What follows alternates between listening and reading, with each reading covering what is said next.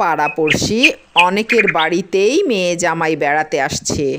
তাই দেখে গোপালের স্ত্রী একদিন গোপালকে বলল, তুমি কি গো জামাই আনার নাম পর্যন্ত করো না? 2 বছর হয়ে গেল, একবারটি জামাইকে আনলে না। স্ত্রীর কথা শুনে গোপাল বলল, জামাই আনা কি 4টিখানি কথা? কত খরচ বলো তো? গোপালের কথা শুনে গোপালের স্ত্রী বলল, তুমি দেখছি হাড় কেপ্পন হয়ে গেলে গো। রাজবাড়ি থেকে এত টাকা পয়সা আনছো, সে টাকা পয়সায় ছাতা পড়ে গেল।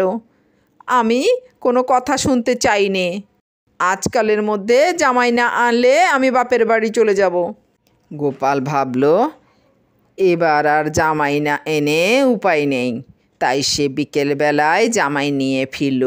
জামাই আসবার পরও প্রায় 1 মাস হতে চলল। জামাই শ্বশুর বাড়ি ছেড়ে নড়তে চায় না। বসে বসে এমন চর্ব চুষ্য লেজ্জ পেয়েও পাবে কোথায়? জামাই শাশুড়িকে বলল, মা, এখানে এসে আমার শরীরটা বেশ ভালো হয়েছে, ভাবছি আরও কিছুদিন থাকবো।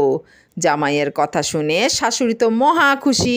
সে বলল, তা তোমার যতদিন থাকো না কেন, তোমার শ্বশুর তো এখন 2 হাতে টাকা আনছে, যতদিন ইচ্ছা হয় থাকো বাবা। শাশুড়ি ও জামাইয়ের কথোপকথন শুনে গোপাল মনে মনে প্রমাদ গুনল, না আর নয়, যেভাবেই হোক বুদ্ধি করে জামাই বাবাজিকে তাড়াতে হবে, নইলে যে জমানো টাকা ভাঙতে হবে। জামাই পোষা না হাতি পোষা? মনে মনে ফোন দিয়েটে সে জামাইকে বলল, বাবাজি, এ পাড়ায় ভীষণ ছিচকে চড়ের উৎপাত। এই যে দেখছো লেবু গাছটা, এতে হাজার হাজার লেবু এলেও আমি সময় মতো দেখতে পাই না। বেচলেও বেশ পয়সা হতো। তুমি বাপু একটু লেবু গাছটার দিকে নজর রেখো। সব সময় নজর রাখতে হবে না, বিশেষ করে সন্ধ্যার পর একটু নজর রেখো। বাতি নিভিয়ে 2-4 দিন গাছের দিকে নজর রাখলে নিশ্চয়ই চোর ধরতে পারবে। শ্বশুরের কথা শুনে জামাই বলল, আপনি কিছু ভাববেন না বাবা, চোর আমি ধরবই।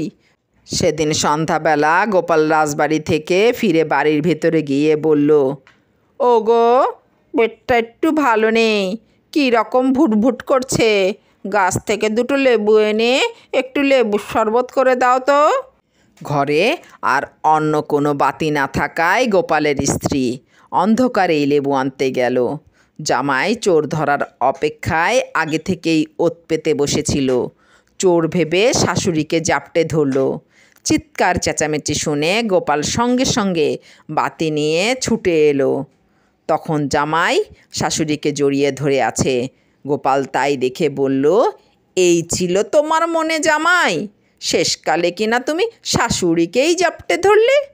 গোপালের স্ত্রী ভীষণ লজ্জা পেয়ে রান্নাঘরে চলে গেল। জামাইও ভীষণ লজ্জা পেয়ে রাতের অন্ধকারে শ্বশুরবাড়ি ত্যাগ করল। গোপাল মনের সুখে বারান্দায় বসে তামাক টানতে লাগলো।